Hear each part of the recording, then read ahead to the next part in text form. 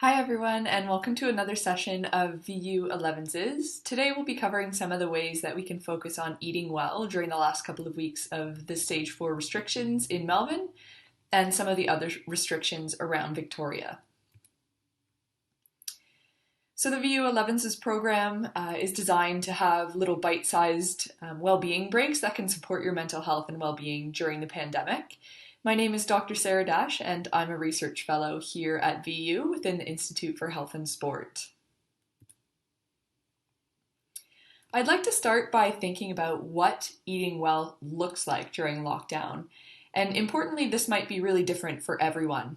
So firstly, eating well might mean meeting your energy and nutrition needs, but it also might mean eating foods that you enjoy or foods that make you really feel good during this time. On the other hand, I think it's important to remember that eating well for many people might just be eating what's realistic, like what's available to you, what's quick to make. For many of us, eating well might be defined as simply remembering to eat today or provide ourselves some energy that will help us to do the things that we need to do. And for other people, eating well might mean finally deciding on something that your toddler will eat, that you have at home, deciding on something to make for dinner that both you and your partner will enjoy eating, or eating whatever means that you don't have to look at a screen for one moment longer to look at a recipe or anything complicated.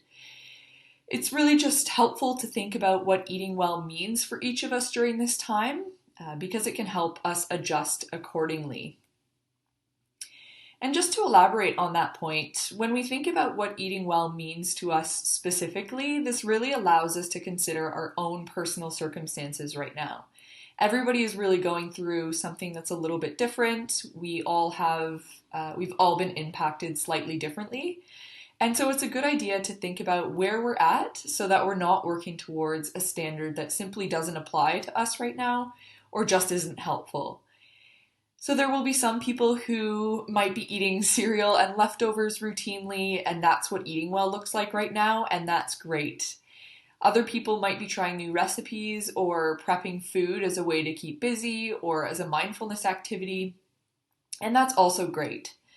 It can just be helpful to think about the difference between surviving and getting through this time with everybody fed and as well as possible, versus really thriving, which might have been something that we were thinking a little bit more about when things were quote unquote a little bit more normal. Once we know what this goal is for ourselves, we can sort of tailor what is realistic for us to focus on. And that can help us in making some plans or adjustments to how we're eating, both now and as we continue to wind down some of the lockdown restrictions.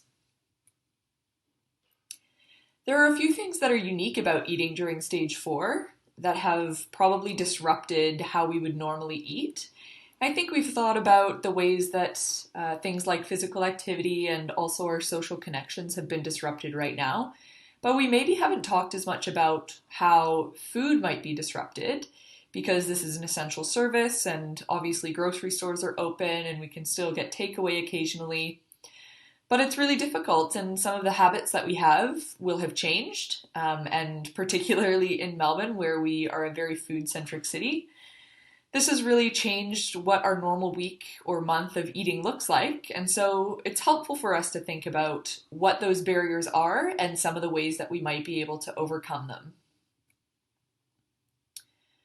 Firstly, many of us might be making fewer trips to the grocery store, and for some of us it might mean that we're doing trips solo when that wasn't the case for us in the past. This can mean some logistical problems, like it's more for us to carry, and we also might have to plan in advance a bit more, since we are restricting our visits to the grocery store to one per day. There are a few strategies that we can implement to make this a little bit easier on ourselves. We can think about purchasing nutrient-dense foods that are a bit more versatile, so we can use them in different ways, so we don't really find ourselves having to scrounge the bottom of the fridge or through our cupboards to pull something together for dinner. So this might be something like oats, which can be integrated into breakfasts, but also can be used for baking.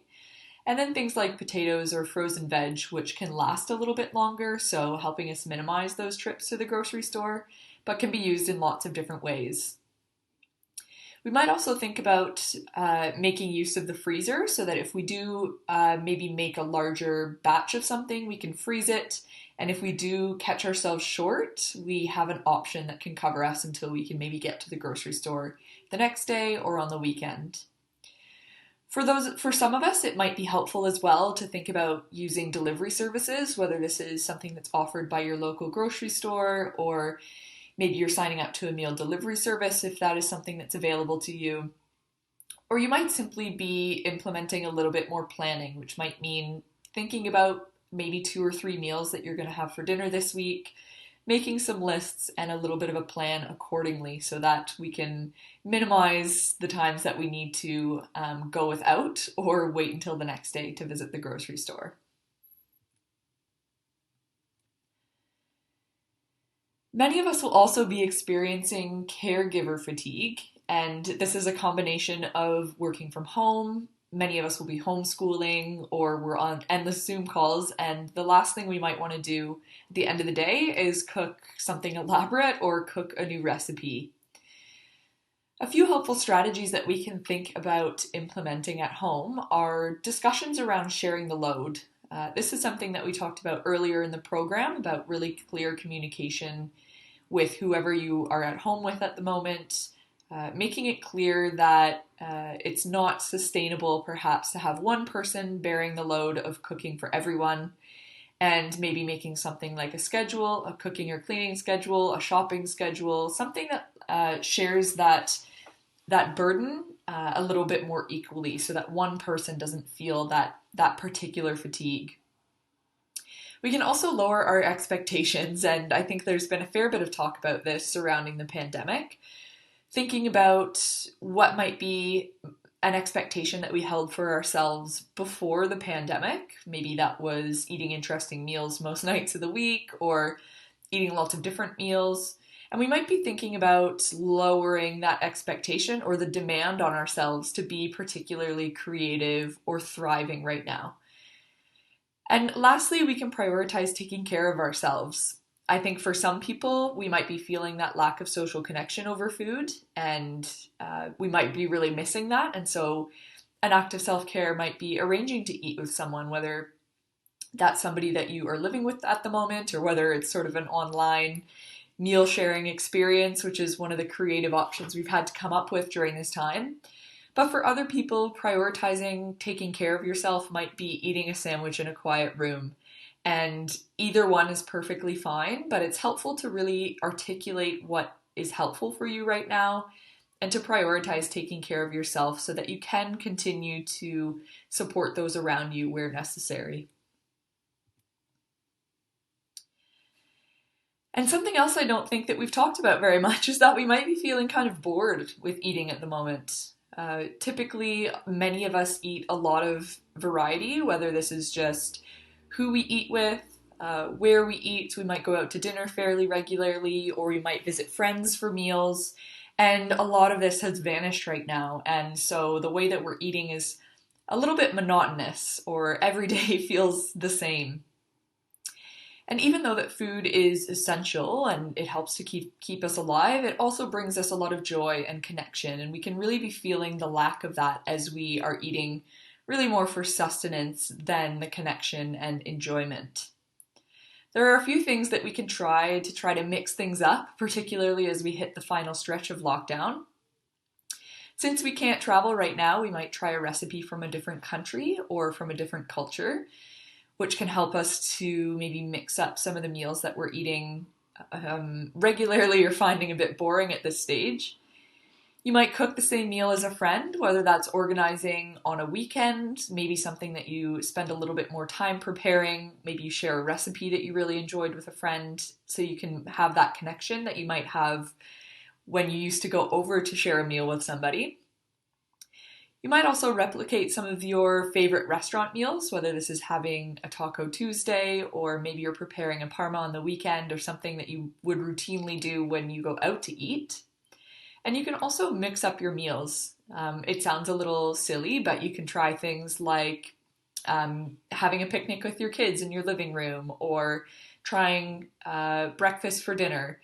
So we're getting to the creative stage of things, but mixing up the location or timing of our meals can help break us out of that boredom routine.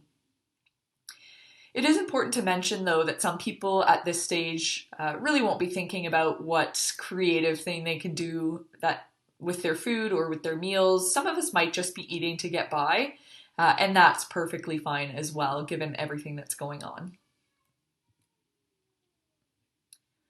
I wanted to make the point that we know a lot about the way that diet can support our mental health and well-being, and we know that it can help us through a stressful time. But it's key to remember that it's unlikely to be helpful if it's something that really causes us stress. So the aim here is to do what we can to support ourselves right now, and not setting standards or making rules that actually are more stressful than we need them to be right now. So it's about finding that balance of supporting, opting for nutrition-rich foods when we can, but also recognizing that we can make some compromises to be kind to ourselves right now. I wanted to wrap up with a few resources that are available to us through the Vic Health website. So whether this is preparing some recipes or thinking about ways that you can cook at home if you're in isolation, there's lots of great resources here. And I also wanted to share the Ask Izzy website, which can provide region or area specific resources if you or someone you love is in need of food relief during the pandemic.